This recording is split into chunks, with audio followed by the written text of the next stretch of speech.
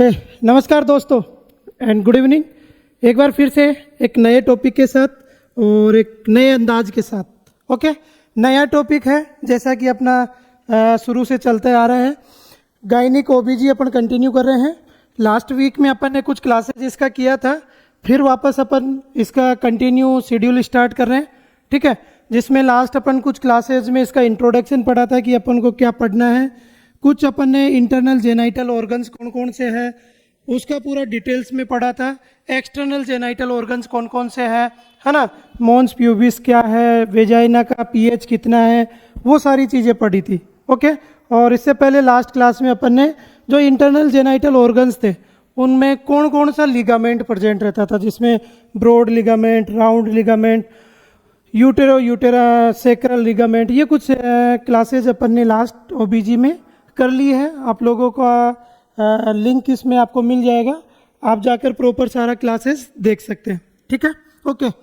आज उसी का दूसरा पायदान है, अपना नेक्स्ट स्टेप है, और नेक्स्ट स्टेप में आज अपन ओबीजी का एक इम्पोर्टेंट कंसेप्ट क्लियर करेंगे। ओके, इम्पोर्टेंट कंसेप्ट क्यों बोला गया है, क्योंकि हमेशा इस टॉपिक आज पढ़ेंगे उसका एग्जाम में डायरेक्ट इनडायरेक्ट दोनों तरफ से क्वेश्चंस पुटअप किया जाता है, डायरेक्ट क्वेश्चन पुटअप किया जाएगा। ठीक है, और यदि टॉपिक की बात करें तो टॉपिक आज अपना accessory genital organs. Okay, external genital organ पढ़ा अपन ने, इंटरनल जेनाइटल ऑर्गन पढ़ा, और इसके बाद है एसेसरी जेनाइटल ऑर्गन्स। ठीक है, और एसेसरी जेनाइटल ऑर्गन्स में भी जो मेन अपन ग्लैंड, मेमरी ग्लैंड पढ़ते हैं वो है ब्रेस्ट। ओके, कि ब्रेस्ट क्या है, क्या उसका साइज है, क्या हार्मोनल इफेक्ट है ना, क्या ब्रेस्ट मिल्क है, उसके फंक्शंस क्या क्या हैं, वो सारी चीज़ें डिटेल्स में पढ़ेंगे। ओके, जीरो से स्टार्ट करेंगे और एकदम पूरा टॉप क्लास तक जाएंगे ताकि सारा कंसेप्ट क्लियर हो जाए। मिल्क से लेकर उसका फिजियोलॉजी कि कैसे मिल्क इजैकुलेट होता है, कैसे जो न्यूबॉर्न बेबी है वो सक करेगा और मिल्क उसके माउथ में जाएगा, है ना, आखिर होता कैसे है, वो फिजियोलॉजी क्या है। ठीक है, तो वो सारी चीज़ें आज की इस क्लास में अपन पढ़ेंगे। ओके, चलिए क्लास स्टार्ट करें।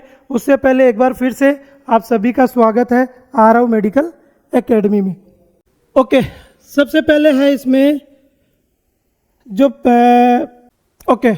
असेसरी जेनाइटल ऑर्गन्स, इंटरनल हो गया, एक्सटर्नल हो गया। अब लास्ट जो ऑर्गन्स का है फीमेल रिप्रोडक्टिव सिस्टम का, उसका थर्ड पार्ट है असेसरी जेनाइटल ऑर्गन।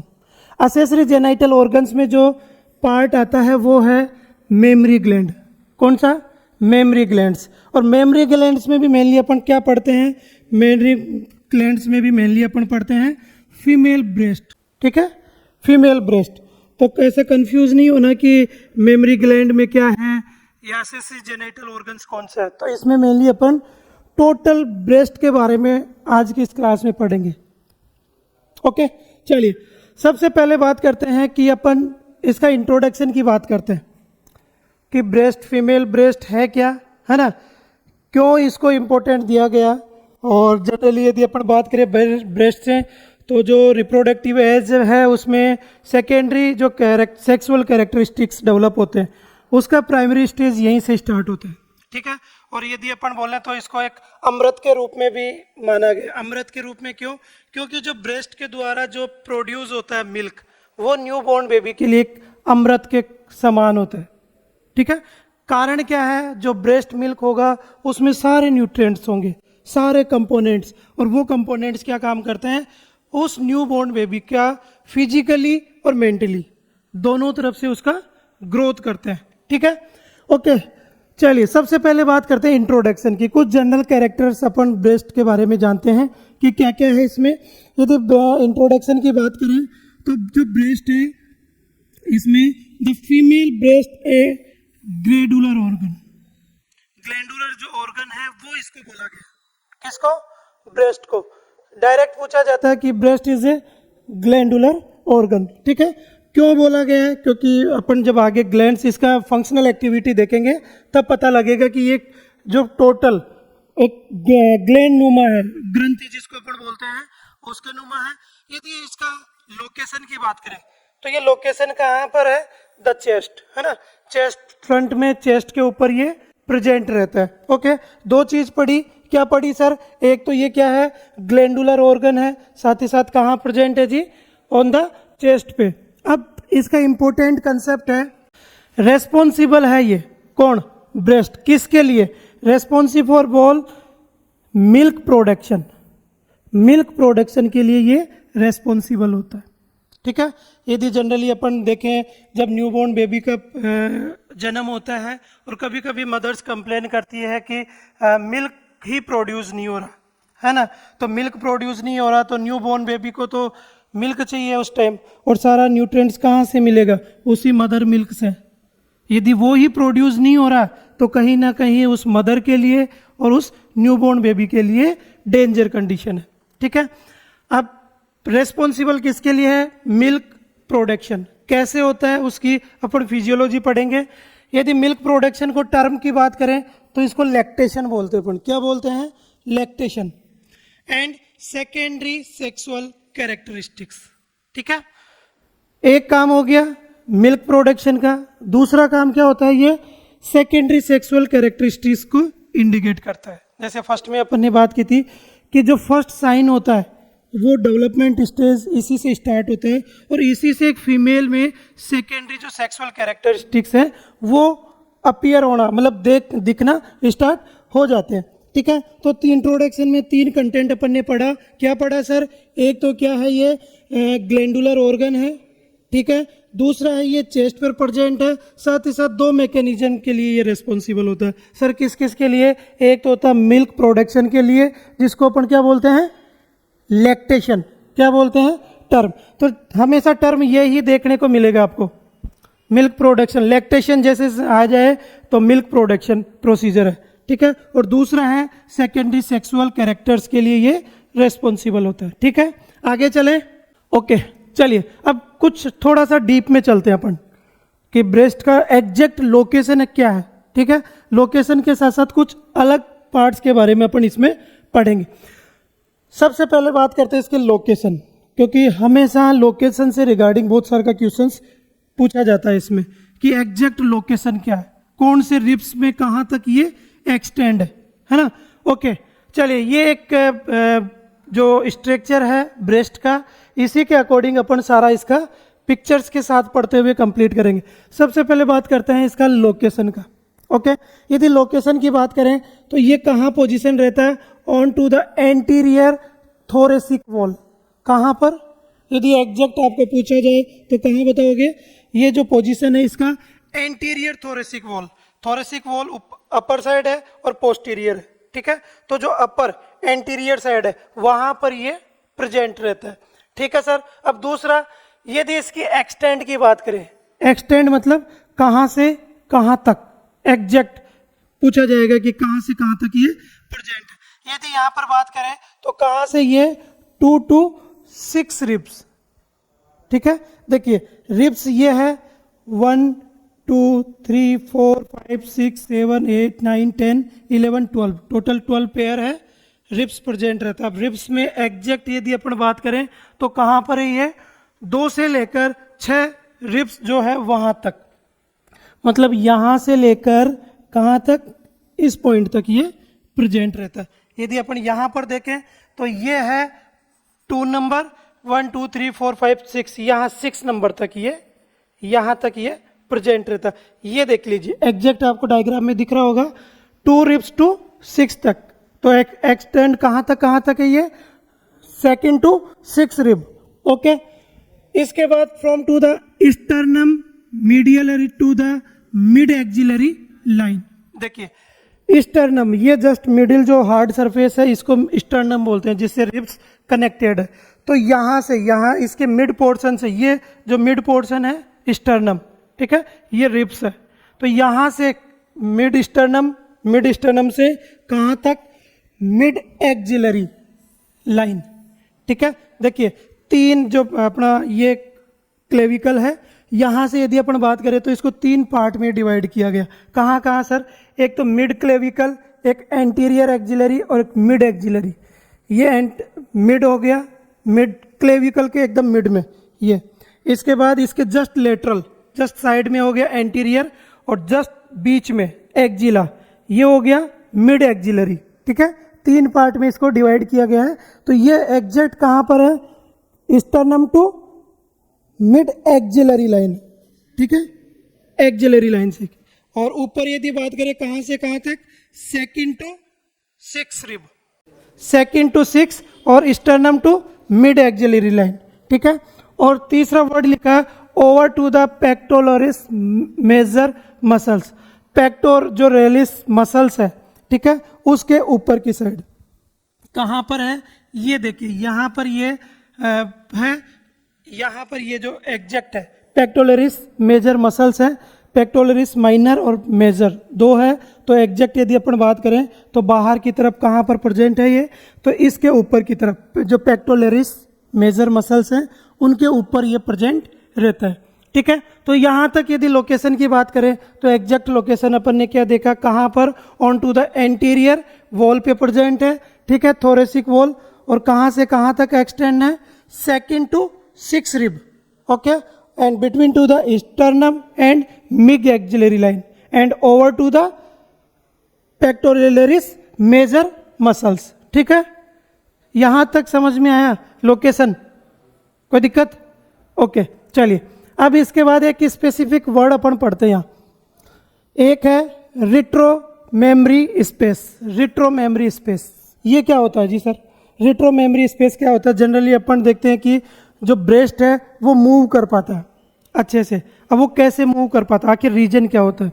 तो उस रीजन का कारण होता है जो रिट्रो मेमोरी स्पेस है उसकी वजह से। अब सर ये कहाँ प्रेजेंट रहता है? यदि इसकी एग्जैक्ट बात करें अपन तो ये कहाँ पर है, layer of loose connective tissue.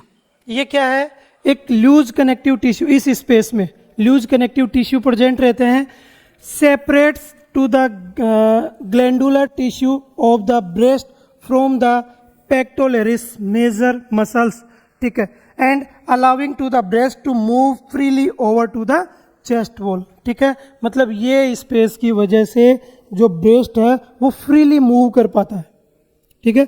Exact यदि इसकी बात करें तो ये कहाँ प्रेजेंट है, ये जो ग्लैंडुलर टिश्यू है ब्रेस्ट का और जो पेक्टोलरिस मेजर मसल्स है, ये पेक्टोलरिस मसल्स हो गया, ओके, ये हो गया कौन सा, ब्रेस्ट वाला ग्लैंडुलर टिश्यू, ठीक है। तो इन दोनों के बीच में जो ये स्पेस है, इसी स्पेस को अपन क्या बोलते हैं, रेक्टो मेमोरी स्पेस, ठीक है। मतलब ये जो ग्लैंडुलर, ये तो पूरा ग्लैंडुलर ऑर्गन है, समझ में आ गया। तो ये भाई चेस्ट से किस से कनेक्टेड रहता है ताकि ये मूवमेंट कर पाता है, तो ये है मेनली किससे, पेक्टोलरिस मेजर मसल्स है उनसे जुड़ा हुआ रहता है, आपस में इस स्पेस के थ्रू जुड़ा हुआ रहता है और इसी स्पेस की वजह से ये मूव कर पाता फ्रीली, ठीक है। ओके, ये चेस्ट वाल हो गया। यहाँ तक दो चीज़ें अपन ने पढ़ ली, लोकेशन हो गया और दूसरा क्या पढ़ा, जो रेट्रो मेमोरी स्पेस। तो रेट्रो मेमोरी स्पेस यदि बात करें तो कहाँ पर प्रेजेंट रही, यदि एग्जैक्ट अपन इसकी बात करें कि रेट्रो जो मेमोरी स्पेस है वो कहाँ प्रेजेंट है, तो ये प्रेजेंट है between to the pectoralis major muscles and glandular tissue. ये तो ग्लैंडुलर टिश्यू यहाँ से स्टार्ट हो जाता है, यहाँ से कौन सा है, पेक्टोलरिस मेजर मसल्स। तो दोनों के बीच का जो गैप होता है उसी स्पेस को बोलते हैं रेट्रो मेमोरी स्पेस, ओके। चलिए अब इसके बाद अपन बात करते हैं कि सर इस वजन कितना, वेट की यदि बात करें कि जो ब्रेस्ट है, ब्रेस्ट में यदि जनरली वेट की बात करें तो वेट अकॉर्डिंग सिचुएशन, मतलब अलग अलग क्राइटेरिया है इसका, डिपेंड्स ऑन फैक्टर्स। अब कौन कौन से फैक्टर्स हैं, डिपेंड्स है ये इसका वजन किस पे, एज पे, इसके जेनेटिक्स पे है, बॉडी वेट पर और हार्मोनल स्टेटस पे। 3-4 चीज़ें हैं जो कि वेट, ब्रेस्ट के वेट को डिटरमाइन करते हैं, ठीक है। कैसे, जैसे अकॉर्डिंग टू एज, जैसे जैसे उम्र बढ़ती जाएगी तो वजन उसका अलग अलग होता जाएगा, वेट अलग अलग होगा। जैसे यदि अपन प्राइमरी स्टेज में, जैसे प्यूबर्टी से पहले की बात करें तो जो ब्रेस्ट का डेवलपमेंट होता है बहुत कम होता है, धीरे धीरे होता है ना। तो जैसे जैसे प्यूबर्टी एज आई, हार्मोनल चेंजेस हुआ, उसकी वजह से ब्रेस्ट का डेवलपमेंट स्टार्ट हो जाता है। तो अकॉर्डिंग टू एज, एज के अकॉर्डिंग अलग अलग होता है, ठीक है। कुछ जेनेटिक्स फैक्टर्स होते हैं जो भी वेट को डिटरमाइन करते हैं। बॉडी वेट, यदि उस फीमेल्स का, उस गर्ल्स का वेट अधिक है तो जो ब्रेस्ट का वेट होगा वो भी अधिक होगा। और लास्ट में है हार्मोनल स्टेटस, हार्मोन्स की चेंजिंग की वजह से भी जो ब्रेस्ट का डेवलपमेंट है वो अकॉर्डिंग टू अलग अलग होता है। ठीक है, यदि एक रेंज की बात करें अपन, यदि प्रॉपर रेंज की बात करें तो यदि रेंज की बात करें तो इसका वजन कितना होता है 200 to 300, है ना। एक ब्रेस्ट का ग्राम इतना वजन होता है। कब होता है सर ये? Child bearing age, child bearing age में। ठीक है, जब मदर प्रेग्नेंट हो जाती है और बच्चा कंसीव करती है और जब प्रेगनेंसी के टाइम रहती है तो जब चाइल्ड बियरिंग एज उसको बोलते हैं, उस टाइम जो ब्रेस्ट का वजन होता है वन ब्रेस्ट का वो एवरेज कितना होता है 200 से 300 ग्राम। ठीक है, ओके। अब इसके बाद बात करते हैं साइज ऑफ ब्रेस्ट, है ना, कि ब्रेस्ट का साइज क्या होता है। यदि ब्रेस्ट का साइज की बात करें तो वो भी कुछ कंडीशंस में अलग अलग होती है। अपन एग्जैक्ट साइज उसको बोल नहीं सकते। कारण क्या है कि सर वो भी कई प्रकार के फैक्टर्स हैं जो उसके साइज को अफेक्ट करते हैं। कौन कौन से सर? देखिए, some factors they fluctuate breast size, breast की साइज को कुछ फैक्टर्स हैं जो फ्लैक्चुएट करते हैं, है ना। कौन कौन से हैं? एक तो है जेनेटिक्स, जेनाइटल फैक्टर्स हो गए। एक हो गया प्रेगनेंसी, क्योंकि जनरली यदि अपन बात करें तो नॉन प्रेग्नेंट और प्रेग्नेंट दोनों मदर्स में क्या है कि जो ब्रेस्ट का साइज है वो अलग अलग होगा। कारण क्या है? नॉन जो प्रेग्नेंट मदर है वो हार्मोनल चेंजेस नहीं देखने को मिलता है। यदि मान लो कोई मदर प्रेग्नेंट है, बच्चा कंसीव कर रखी है, प्रेगनेंसी है, तो उस दौरान जो ब्रेस्ट है उसमें एक टाइटनेस देखने को मिलता है ना, क्योंकि उस दौरान जो लोब्यूल्स है वो फुली डेवलप होते हैं, फुली फंक्शनल एक्टिविटी में होते हैं। तो प्रेगनेंसी के दौरान उनका साइज अलग होता है। अकॉर्डिंग टू एज, एज भी अलग अलग एज में इसका साइज अलग अलग होता है। बॉडी वेट भी कहीं ना कहीं डिपेंड करता है, उसकी साइज को इफेक्ट करता है।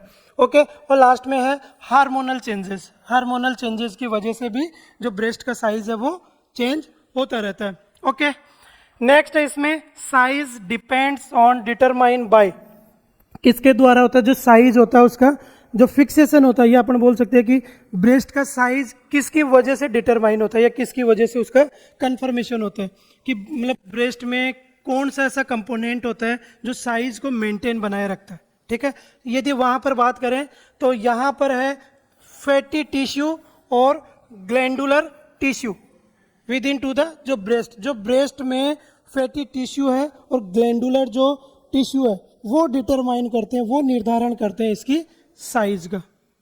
ठीक है, ओके।